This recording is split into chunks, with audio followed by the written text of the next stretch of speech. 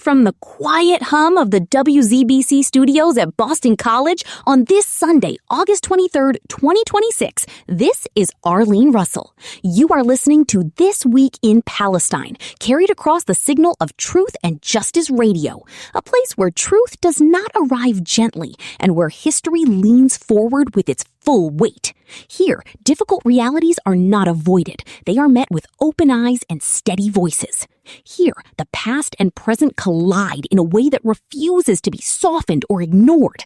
And here, we speak with Palestine living in our hearts, guiding our words, shaping our purpose, and anchoring every breath behind this microphone.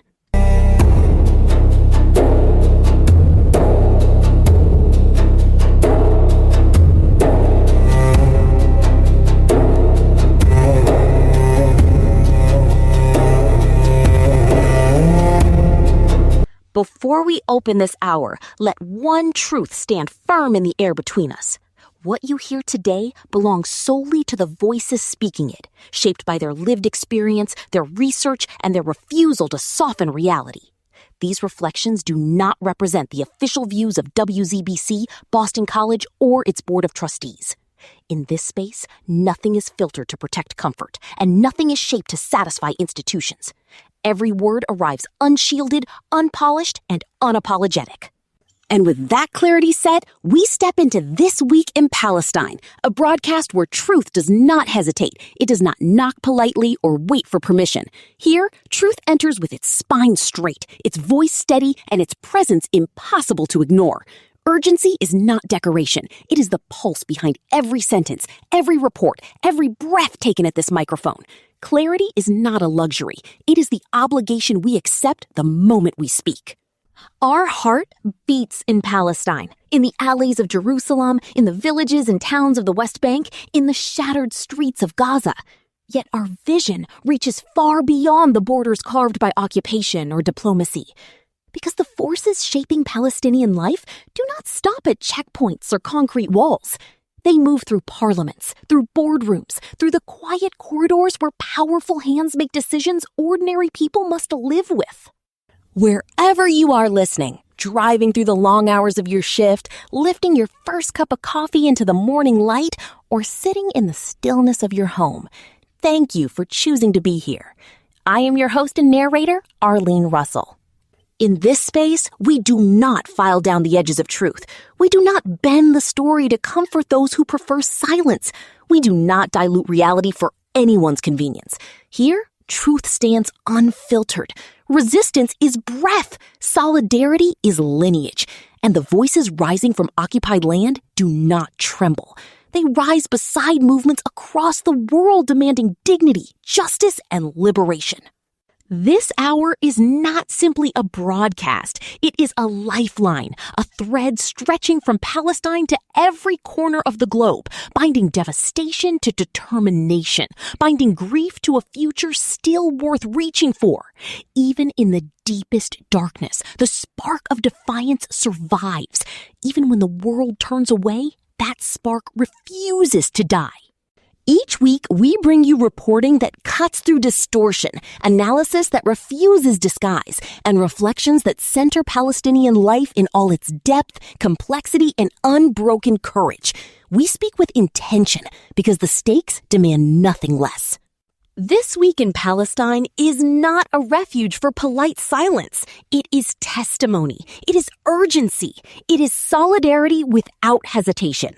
The struggle for freedom is shared, it crosses borders, and it remains sacred.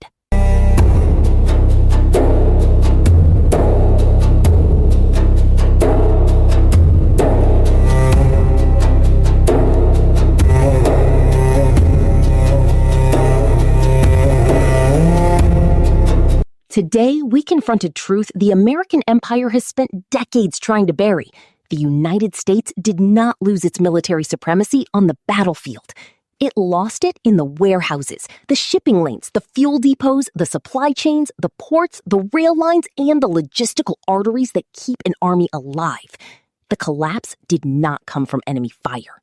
It came from within.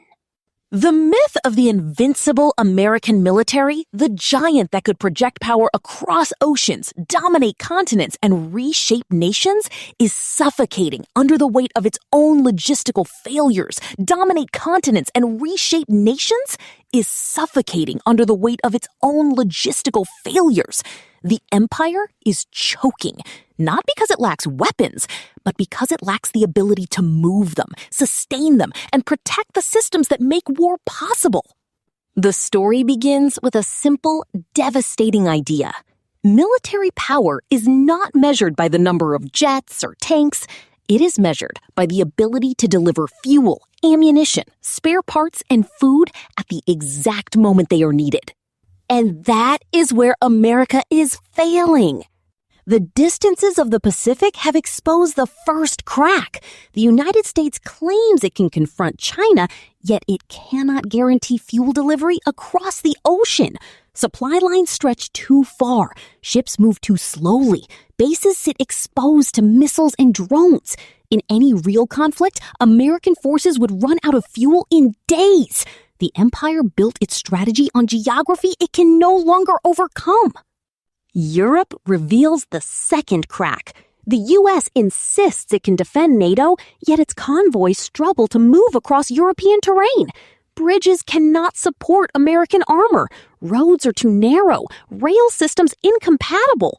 During exercises, tanks arrived late, supplies vanished, and entire units were stranded because the logistical chain simply broke. The empire cannot move its own weight. The Middle East reveals the third crack. After 20 years of war, the U.S. military still cannot sustain itself without private contractors, local militias, and fragile political deals. America does not fight alone. It buys services from others. It rents stability. It negotiates access. It improvises. The empire cannot operate without help. Then comes the cost. America spends billions, not on weapons, but on moving them. Transportation, storage, fuel, maintenance, outsourcing, logistics devour the Pentagon's budget.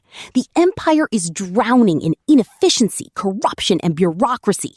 The military machine is enormous, but its arteries are clogged. The most devastating truth emerges next. The United States cannot produce enough ammunition for a real war. Factories are outdated, supply chains fragile, raw materials imported, production lines slow. Ukraine exposed this weakness. America sent weapons but could not replace them fast enough. Stockpiles dropped, production lagged, allies panicked. The empire's industrial base, once its greatest strength, is now a relic. The Navy reveals another collapse. Ships are old, slow, and constantly breaking down. Maintenance backlogs stretch for years. Shipyards cannot keep up. The fleet looks powerful on paper, but in reality, it is a collection of aging vessels struggling to stay afloat. The Air Force reveals the same decay. Planes grounded due to lack of spare parts. Pilots unable to train because fuel is rationed. Aging aircraft requiring constant repairs. Air power, once America's pride, is now a myth held together by duct tape and nostalgia. Cyber logistics, the digital backbone of modern warfare, reveal the final vulnerability. Networks breached, systems corrupted, communications disrupted. The empire's digital infrastructure is fragile, exposed, and easily sabotaged.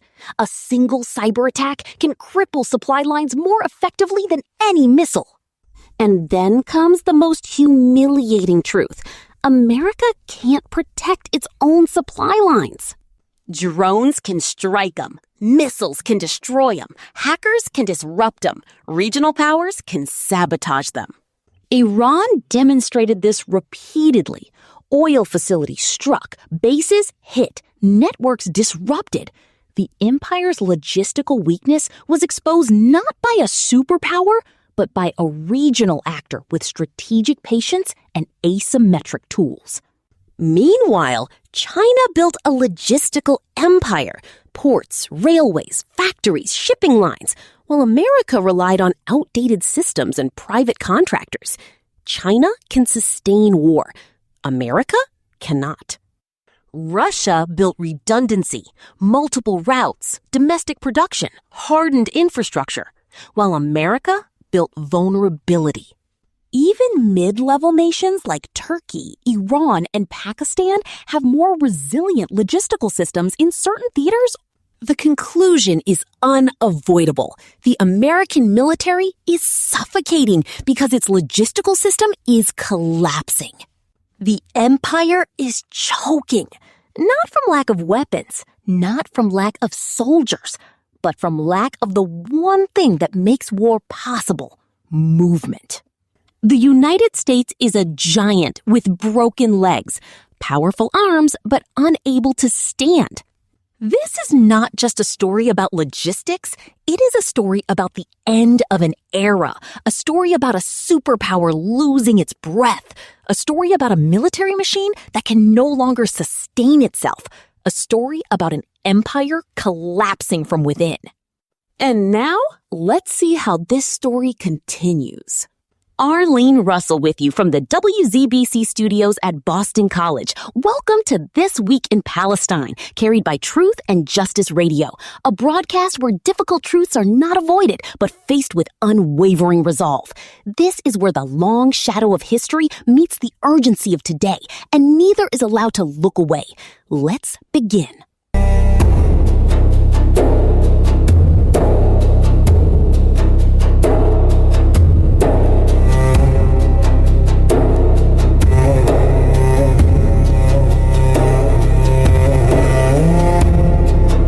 So now, we bring you something extraordinary, a moment that shook Israeli television, a moment so raw and so revealing that it has already been called the conversation of the century.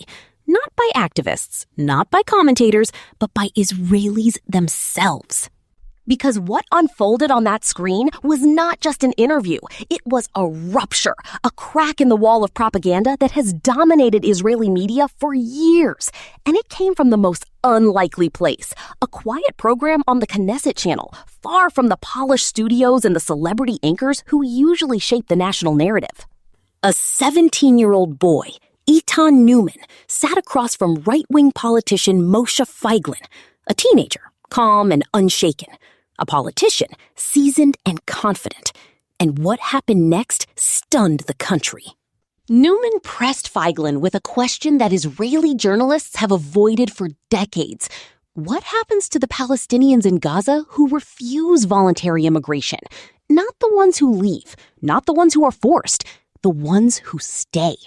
Feiglin tried to dance around it. He tried to soften it. He tried to hide behind slogans. But Newman didn't blink. He didn't flinch. He didn't let go.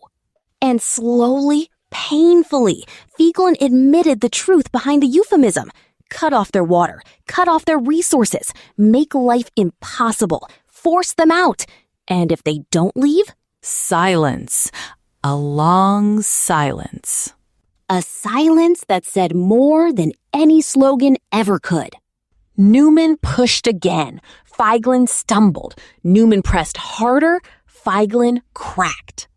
In that moment, on live Israeli television, a teenager forced a veteran politician to reveal the real meaning behind voluntary immigration. A policy that, when stripped of its polite packaging, mirrors the darkest chapters of human history.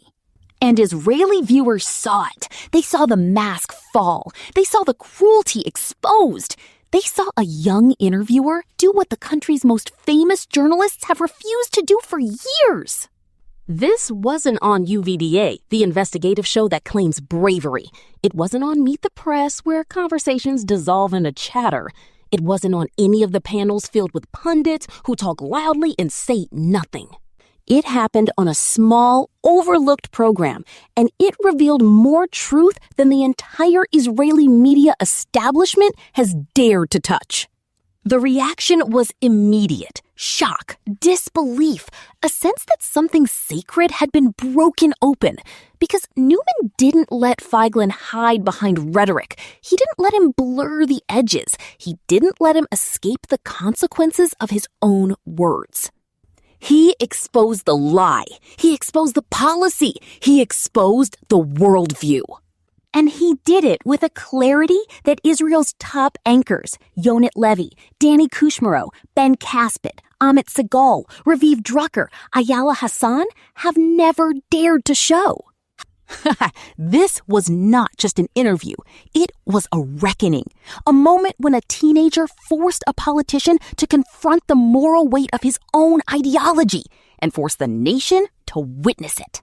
Now, we bring you that moment, not to sensationalize it, not to exploit it, but because conversations like this, rare, unfiltered, unafraid, reveal the truth behind policies that shape millions of lives.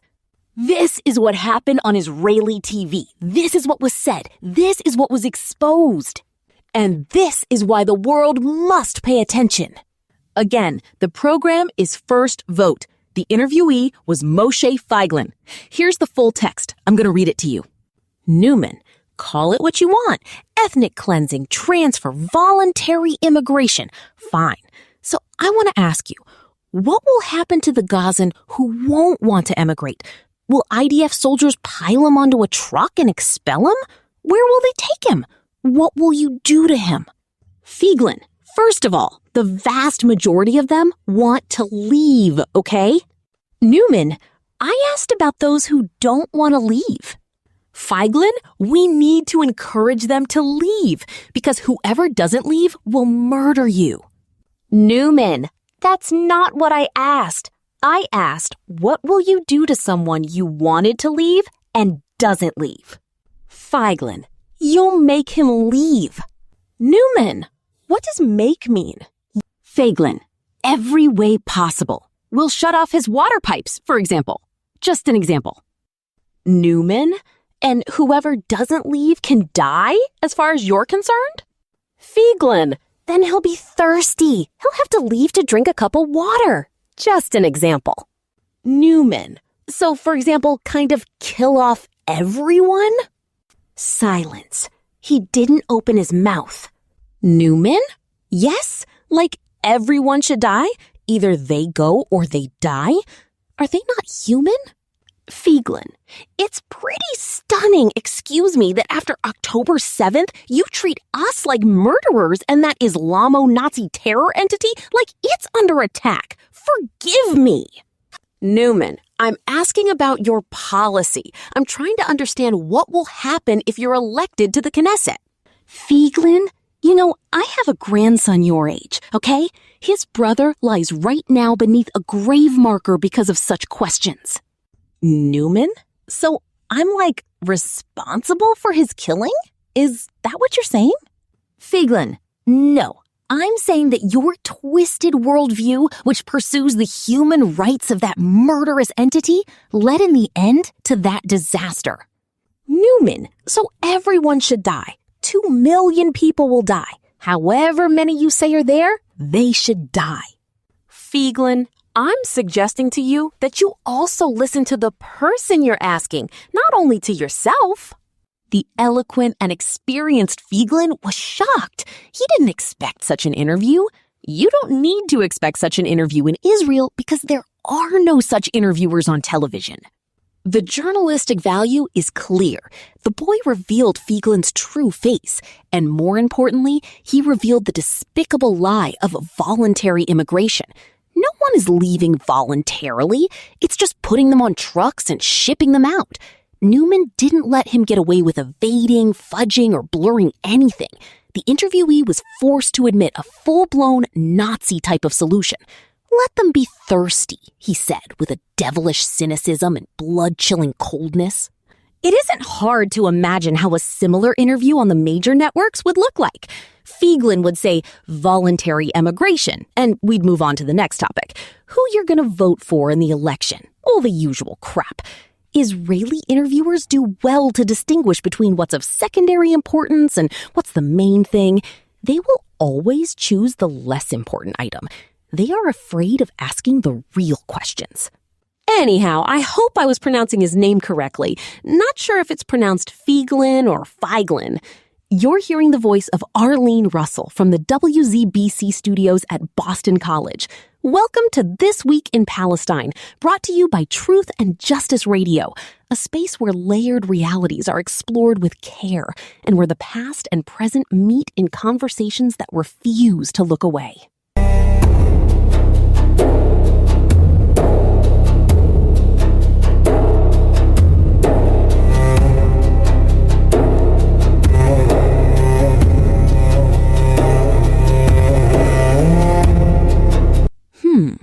Next, we confront a truth the American empire has spent decades trying to bury.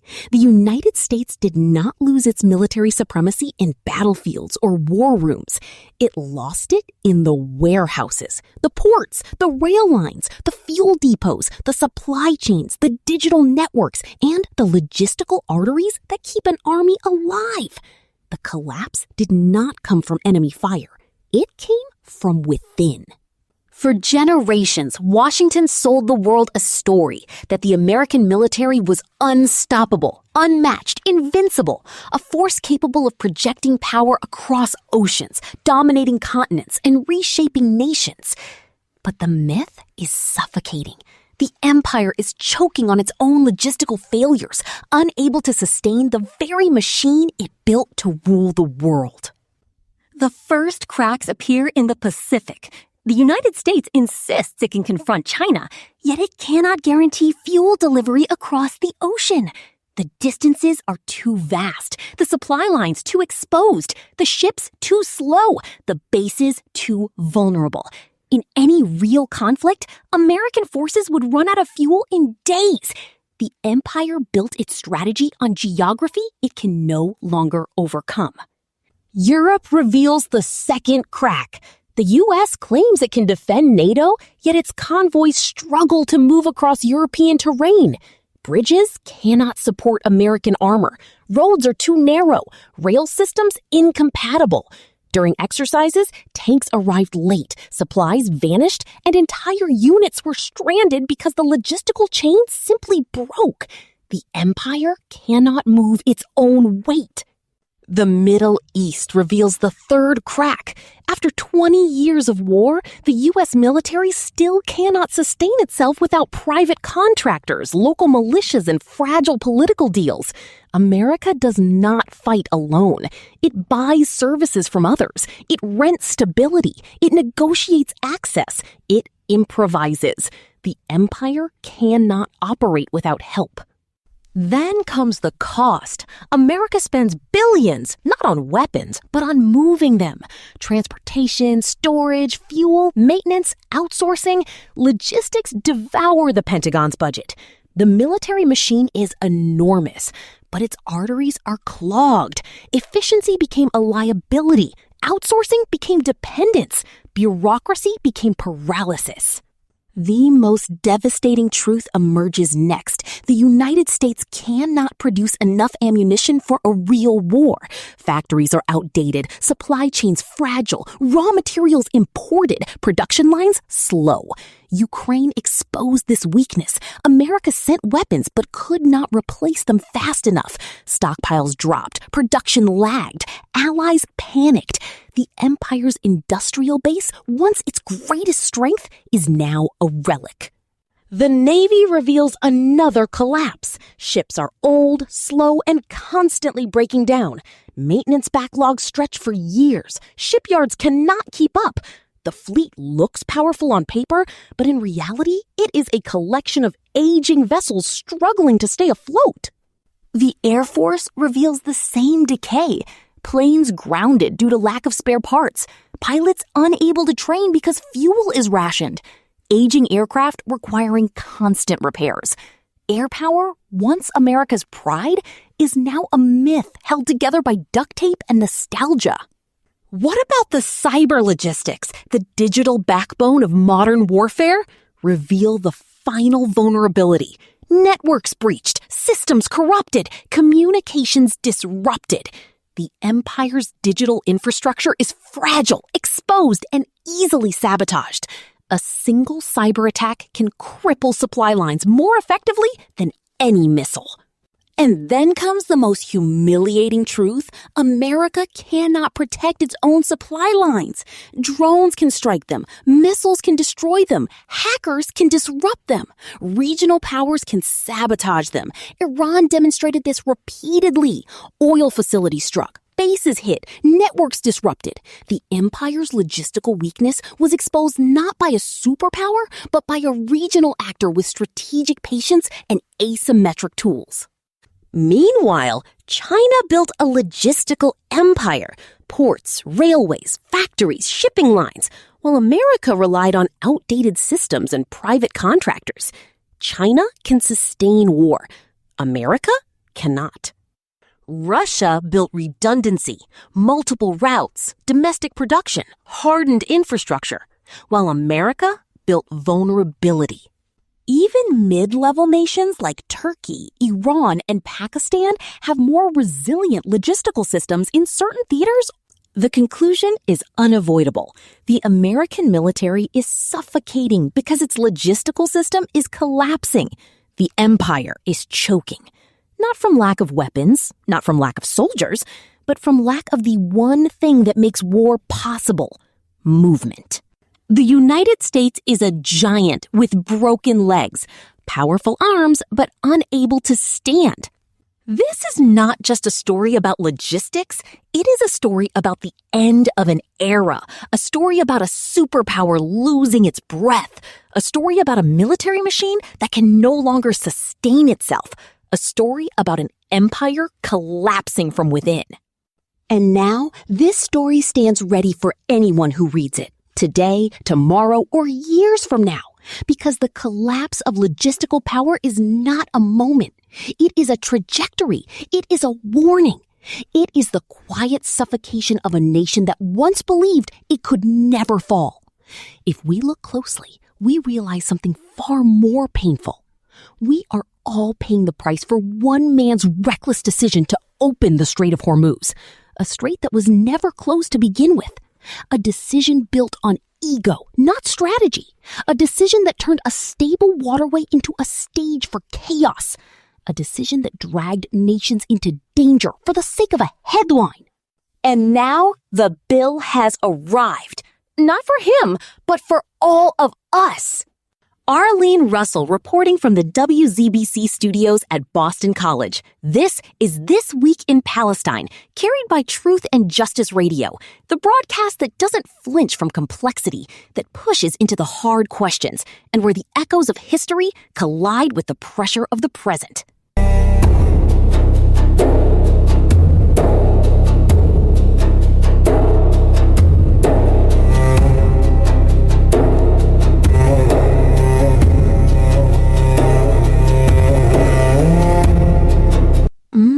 Okay, now why Turkey terrifies Israel? Another thing, did Trump arms Ankara and the region braces for what comes next?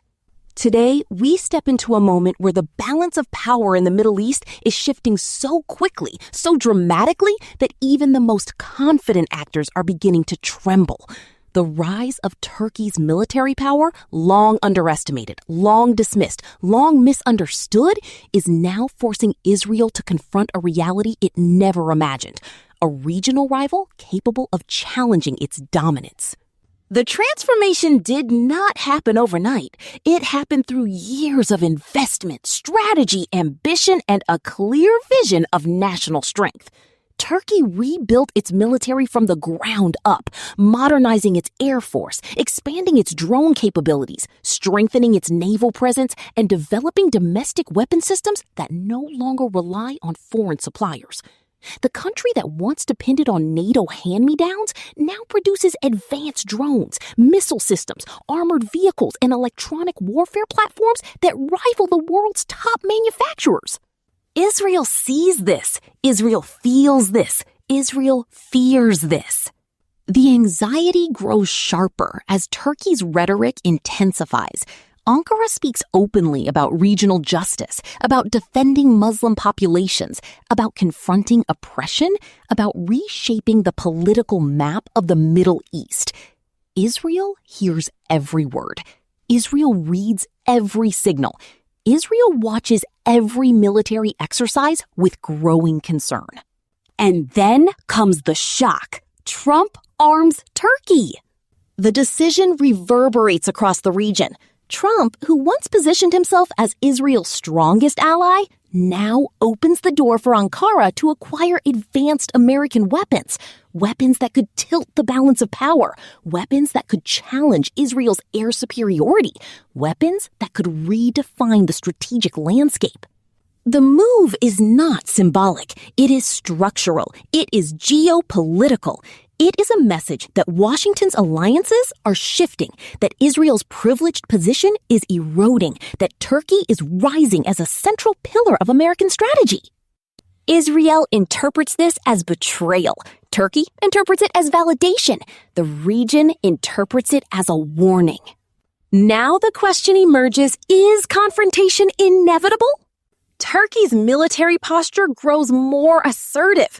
Its drones dominate battlefields from Libya to Azerbaijan.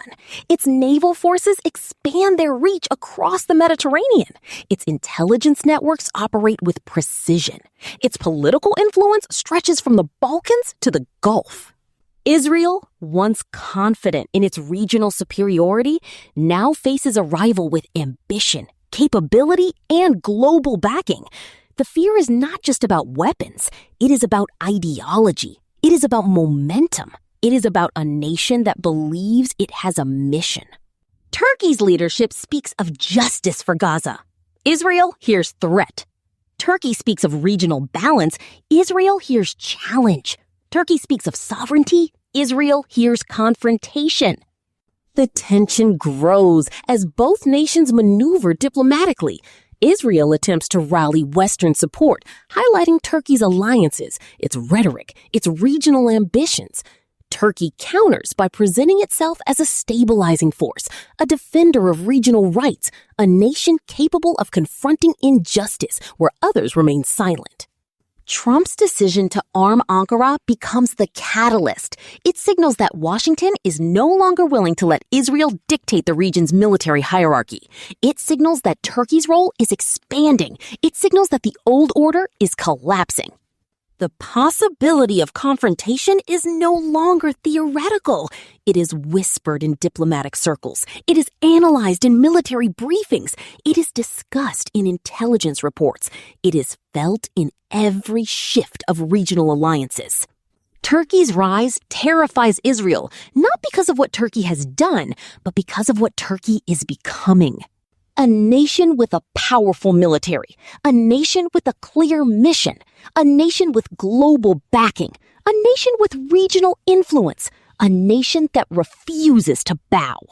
Israel's fear is rooted in history. For decades, it operated as the region's dominant military force, confident that no neighboring country could challenge its air superiority, its intelligence capabilities, or its technological edge. Turkey disrupts that certainty. Turkey introduces unpredictability. Turkey introduces competition. The region watches closely. Saudi Arabia recalibrates. Qatar strengthens ties. Iran observes with interest. Egypt weighs its options. Europe monitors the shift. Russia and China see opportunity. The Middle East is entering a new era, an era where Turkey's military power reshapes alliances, where Israel faces a rival it cannot ignore, where American decisions accelerate regional transformation, where confrontation becomes a possibility that no one can dismiss. This is not just a story about weapons. It is a story about fear, a story about ambition, a story about shifting power, a story about a region rewriting its future. Turkey terrifies Israel, not because of what it has done, but because of what it is preparing to do, and because the world is beginning to accept that Turkey's rise is not temporary, not accidental, not reversible. The confrontation may not erupt today, it may not erupt tomorrow, but the trajectory is clear. The pressure is building. The alliances are shifting. The weapons are moving. The rhetoric is intensifying. The fear is growing. And now, this story stands ready for anyone who reads it, today, tomorrow, or years from now, because the rise of Turkey and the anxiety of Israel are not moments. They are movements. They are forces. They are the new reality of a region that refuses to remain silent, refuses to remain static, refuses to remain under the shadow of old powers. The question is no longer whether the confrontation will erupt. The question is how long the region can hold its breath. Myself, I don't think for long. The confrontation is coming sooner or later, especially with the way Israel treats the region. But, yes, I said but, can Israel go face to face with Turkey? Let's take a look at Turkey versus Israel, a detailed comparison of two armies on a collision course. Now we examine two militaries whose trajectories are reshaping the Middle East, the Turkish armed forces and the Israeli defense forces. Their rivalry is not declared, but it is felt. Their doctrines differ, but their ambitions collide. Their strengths are distinct, but their weaknesses reveal the future of regional power. This is not a superficial comparison. This is a deep, structural, strategic examination of two armies preparing for a world that is changing faster than their alliances. And the truth is simple. Turkey and Israel are powerful in different ways, and those differences matter. Turkey begins with scale, a nation of more than 84 million people, with a military that reflects the size of its geography and the weight of its ambitions. Israel begins with a nation of 9 million, mostly immigrated from the West. And yes, it's true, the military built on technology, speed, and deterrence. One relies on mass, the other relies on edge. Turkey fields nearly 500,000 active soldiers, supported by hundreds of thousands of reserves, and a paramilitary force that expands its reach across borders. Israel fields 169,500 active troops, backed by a large reserve system designed for rapid mobilization. Turkey's manpower is overwhelming. Israel's manpower is efficient. Turkey's defense budget surpasses $51 billion, fueled by a $1 trillion economy. Israel spends $34 billion, but dedicates a far larger share of its GDP to defense. Turkey spends broadly. Israel spends intensely. The air is where the comparison becomes dramatic. Turkey commands more than 1,000 aircraft, including nearly 300 combat jets, and a helicopter fleet that dwarfs Israel's. Israel, however, holds the advantage in fighter quality. Its fleet of 239 advanced fighters, including F-35s, gives it a technological edge Turkey cannot match. Israel also maintains more aerial refueling tankers, extending its reach far beyond its borders. Turkey dominates the sky in numbers. Israel dominates the sky in capability. On the ground, Turkey's advantage is undeniable. More than 2,200 tanks, thousands of armored vehicles, and a land force designed for sustained operations across multiple theaters. Israel's 1,300 tanks, though fewer, are among the most advanced in the world, the Merkava series, built for survivability and precision. At sea, the contrast becomes even sharper. Turkey's navy is one of the largest in the region, with 195 vessels, including 13 submarines, and a growing fleet of corvettes and amphibious ships. Israel's navy, with 52 vessels and 6 submarines, is smaller but technologically refined. Turkey commands the Mediterranean with presence. Israel commands it with specialization. Then comes the factor that changes everything: nuclear capability. Israel possesses an estimated 90 nuclear warheads, an undeclared but widely acknowledged deterrent that shapes every strategic calculation in the region. Turkey has none. This single difference creates a psychological and political imbalance that no number of tanks or ships can erase. But when we step back and look at the larger picture, the imbalance becomes far more complicated. Turkey is part of NATO, which means any nuclear strike against Turkey is treated as a strike against the entire alliance. That protection alone changes the equation. And now, Turkey is also tied into the Mecca Pact, standing alongside Pakistan, a nation that does possess nuclear warheads, and Saudi Arabia, a nation that holds the money, the energy leverage, and the political weight of the Gulf. In other words, Turkey may not own nuclear weapons, but it is surrounded by allies who do, and protected by an alliance that cannot afford to let it fall. But military power is not only measured in weapons, it is measured in industry. Turkey has built a defense sector capable of producing drones, armored vehicles, naval ships, missile systems, and electronic warfare platforms. Its drones have changed wars from Libya to Azerbaijan. Its shipyards are expanding. Its factories are multiplying. Israel's industry, smaller but sharper, produces some of the world's most advanced air defense systems, cyber tools, avionics, and precision weapons. Doctrine reveals the soul of each army. Israel follows the principle of maintaining a qualitative military edge, striking first, striking fast, and striking with overwhelming precision. Its military is built for short, decisive operations. Turkey follows the doctrine of regional projection, expanding influence through presence, bases, and sustained operations. Its military is built for endurance. Geography shapes their strategies. Israel is small, surrounded, and dependent on speed. Turkey is vast, positioned at the crossroads of continents, and capable of absorbing conflict. Israel fights to survive. Turkey fights to expand. Technology shapes their future. Israel leads in cyber warfare, missile defense, and advanced avionics. Turkey leads in drone warfare, naval expansion, and mass production. Israel's strength is in innovation. Turkey's strength is in transformation. And then comes the question that hangs over the region. Which army is stronger? The answer depends on the battlefield. In a conventional war of scale, Turkey holds the advantage. More soldiers, more ships, more tanks, more aircraft, more geography, more industrial capacity. In a high-tech war of precision, Israel holds the advantage. Better fighters, better defenses, better cyber tools, better intelligence, and nuclear deterrence. Turkey is the stronger conventional force. Israel depends on the USA. Turkey can overwhelm. Israel depends on the USA. Turkey can sustain. Israel depends on the USA. Turkey can project. Israel depends on the USA. Both armies are powerful, but powerful in different ways.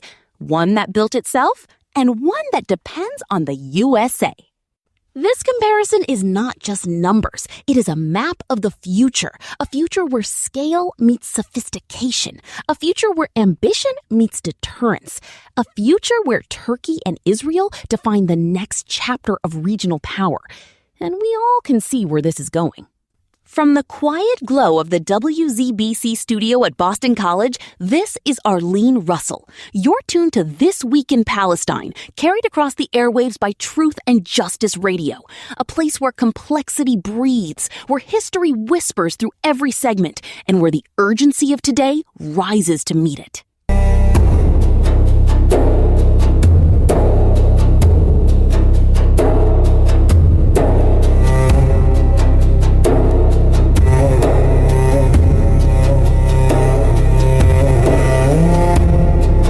Okay, so now we step into a story that has been hiding in plain sight.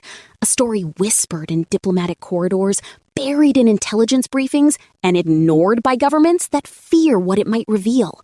A story that reshapes alliances, exposes vulnerabilities, and reveals how Iran has woven itself into the fabric of global power without firing a single shot. This is the Iran connection no one is talking about, not because it is invisible, but because acknowledging it would force the world to confront a truth it has avoided for decades. Iran's influence is not built on armies marching across borders.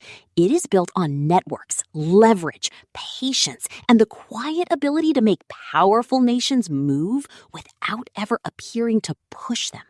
Iran has mastered the art of indirect power, and today that power is reshaping the Middle East, the Gulf, Europe, and even the United States. The story begins with energy. Iran sits at the crossroads of oil routes, gas pipelines, and maritime choke points that determine the fate of global markets. The Strait of Hormuz, the artery of world energy, is not controlled by America, not controlled by the Gulf, but controlled by Iran's ability to disrupt it at will. The world pretends this is not true, but every tanker that passes through those waters does so under Iran's shadow. Then comes the second layer, alliances built not through treaties, but through necessity. Gulf nations, once confident in American protection, now find themselves recalibrating. Saudi Arabia negotiates quietly. Qatar balances carefully. The UAE, once bold, now moves cautiously, seeking to avoid becoming the next target of Iranian retaliation. Iran does not need to dominate the Gulf. It only needs the Gulf to fear instability, and that fear gives Iran leverage. Now we move to the third layer, Iran's regional network. Lebanon, Syria, Iraq, Yemen, each a node in a web of influence that stretches across borders. These are not proxies in the traditional sense. They are pressure points. They are bargaining chips. They are strategic assets that allow Iran to shape outcomes far beyond its borders. When Iran wants to send a message, it does not need to speak. It simply allows one of its allies to act. The fourth layer is the most surprising, Iran's quiet connections to global powers. China invests in Iranian infrastructure. Russia coordinates military strategy. Turkey negotiates energy routes. Pakistan shares intelligence. These relationships are not alliances. They are transactions, each one giving Iran a new form of leverage. Iran has positioned itself as a necessary partner for nations that seek independence from Western pressure. And then comes the layer no one wants to discuss, Iran's influence inside the United States. Not through espionage or infiltration, but through the consequences of American decisions. Every miscalculation in Washington strengthens Iran. Every failed intervention empowers Iran. Every collapsed alliance opens a door for Iran. The United States, without realizing it, has become one of the architects of Iran's rise. Iran's connection to global power is not built on strength alone. It is built on the weaknesses of others. The Gulf's dependence on stability, Europe's dependence on energy, Russia's dependence on regional leverage, China's dependence on trade routes, America's dependence on predictable allies. Iran understands these dependencies better than anyone, and it uses them with precision. Now we reach the part of the story that reveals the depth of Iran's strategy, the economic web. Iran has built financial channels that bypass sanctions, using Gulf banks, Asian markets, African ports, and digital currencies to move money quietly across continents. Nations that publicly condemn Iran privately rely on its networks. Iran's economy is not isolated. It is embedded. The next layer is technological. Iran's cyber capabilities, once dismissed, now rival those of major powers. Its hackers have penetrated banks, oil companies, government networks, and military systems. Iran does not need to strike physically. It can strike digitally, and every nation knows it. Then comes the military layer. Not the size of Iran's army, but the reach of its missiles, drones, and asymmetric tools. Iran has built weapons designed not to win wars, but to make wars too costly for its enemies. Every drone that flies over a Gulf facility, every missile that lands near an American base, every cyber attack that disrupts a network sends the same message. Iran can hurt you without fighting you. This is the connection no one wants to acknowledge. Iran has become a central player in global stability, not because it is loved, not because it is feared, but because it is unavoidable. And now we reach the final layer, the one that explains why this story matters today. Iran's rise is not the result of aggression. It is the result of patience. While other nations rushed into wars, Iran waited. While others spent billions on interventions, Iran invested in networks. While others relied on alliances, Iran relied on leverage. While others tried to dominate, Iran tried to endure. The world is beginning to understand that Iran's power is not temporary. It is structural. It is embedded in energy routes, political networks, military balances, and economic systems. It is embedded in the fears of its enemies and the needs of its partners. It is embedded in the mistakes of global powers and the shifting alliances of the Middle East. This is the Iran connection no one is talking about, not because it is hidden, but because it is uncomfortable. It forces nations to confront the reality that Iran is not a problem to be solved. It is a force to be reckoned with, a player that cannot be ignored, a nation that has shaped the region more through restraint than through war. And now, this story stands ready for anyone who reads it, today, tomorrow, or years from now. Because Iran's rise is not a moment, it is a movement. It is a recalibration of global power. It is the quiet transformation of a nation that learned how to turn pressure into influence, isolation into leverage, and survival into strategy. The Iran connection is real, it is powerful, and it is reshaping the world in ways no one can afford to ignore. Arlene Russell here, speaking from the heart of the WZBC studios at Boston College. This is This Week in Palestine, carried across the airwaves of Truth and Justice Radio, a space where hard truths are met head-on without apology. Here, the weight of history does not sit quietly. It presses into the present with force, demanding to be acknowledged. And in this hour, we answer that demand.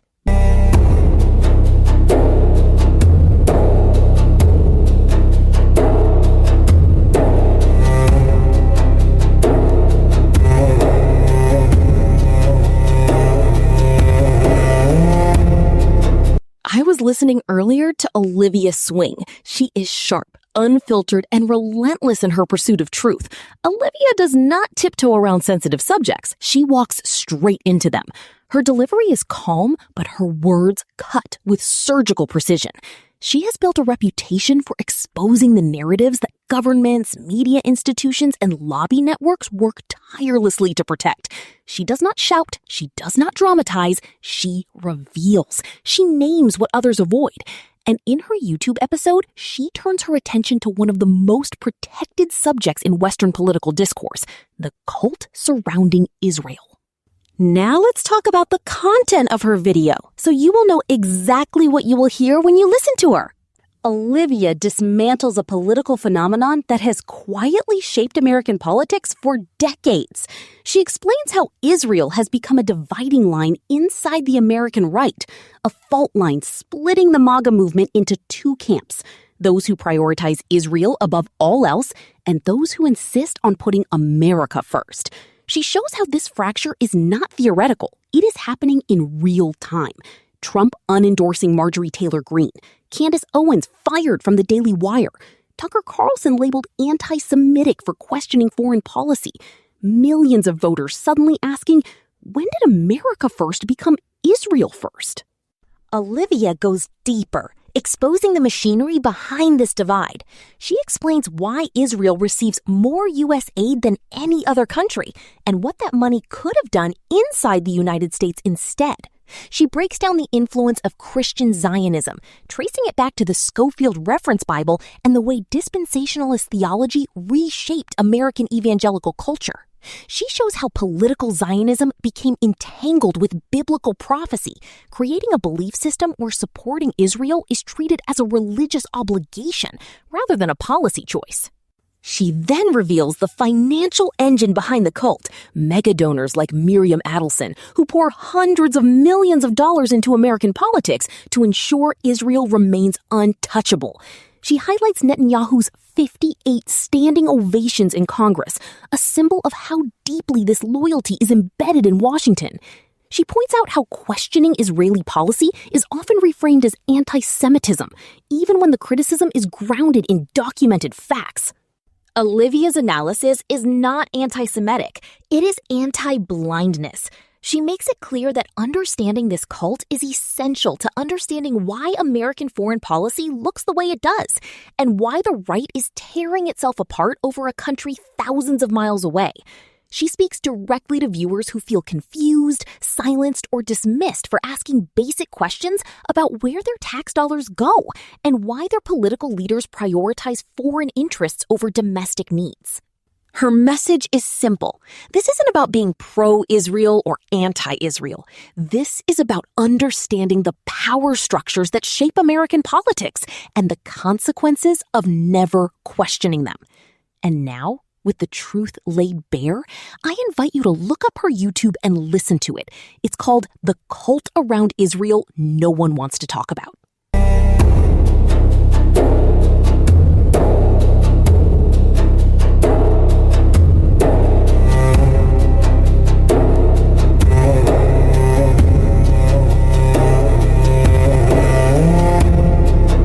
And just like that, we arrive at the final breaths of this week's broadcast. The lantern lowering its glow, the truth settling into the room after an hour that demanded courage, clarity, and an open heart. As you step back into your day, may the questions that surfaced here refuse to be buried. May the courage stirred within you refuse to fade. And may the curiosity that keeps truth alive continue to burn in a world that works tirelessly to smother it. I'm Arlene Russell, your host and narrator. Sharing this hour with you has been an honor, an hour rooted in dignity, in clarity, and in a solidarity that does not evaporate when headlines shift or when cameras turn away. If something you heard today unsettled you, challenged you, or cracked open a door you didn't know existed, and if you ever feel the pull to lend your own voice to this work, know that this space will always have room for you. You can reach us anytime at twippodcasts@gmail.com. To you, our listeners, thank you. Thank you for your time, your trust, your willingness to walk this difficult path beside us. Your presence is living proof that truth still matters, that memory still matters, that resistance still matters. If you missed any part of today's program, you can find us on every major platform: YouTube, Apple Podcasts, Spotify, Amazon Music, Podcast Index, iHeartRadio, Pocket Casts, Deezer, Overcast, Castro, Podchaser, Castbox, Player FM, Good Pods, and True Fans. You can also explore our full archive on radio4all.net and archive.org. Just search This Week in Palestine, or TWIP, and look for the image of the little girl raising her hands in the victory sign. We're also featured on KKRN 88.5 FM, community radio in Shasta County, California, streaming at kkrn.org anywhere.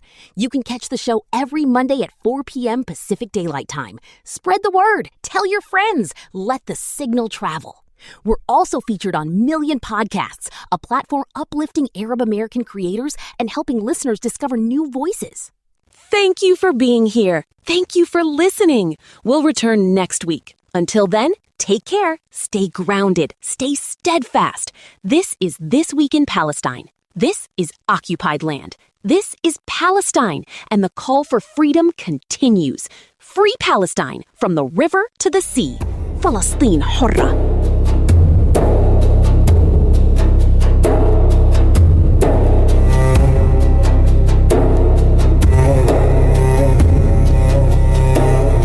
My national aspirations, you respect them, do you? I see. Well, the way you would respect them is by getting out of my land. That would be the best illustration of how much you respect my national aspirations. I find you fascinating, Mr. Dayan. I really do. I can't understand how you have such self-assurance. A man who was born in Argentina, whose family comes from the Ukraine, and is actually wanting people, sensible people, to believe that he has some connection with my country. But there's another point I want to put to you, since you respect me so much. Tell me, to many people, you, despite your eloquence, represent nothing other, you and your fellow settlers, nothing other than common thieves. You live on stolen land, you drink stolen water, you eat stolen fruit, you farm stolen farms. Convince me, and the audience, and the viewers, that you are not, you and your settler friends, are not common thieves.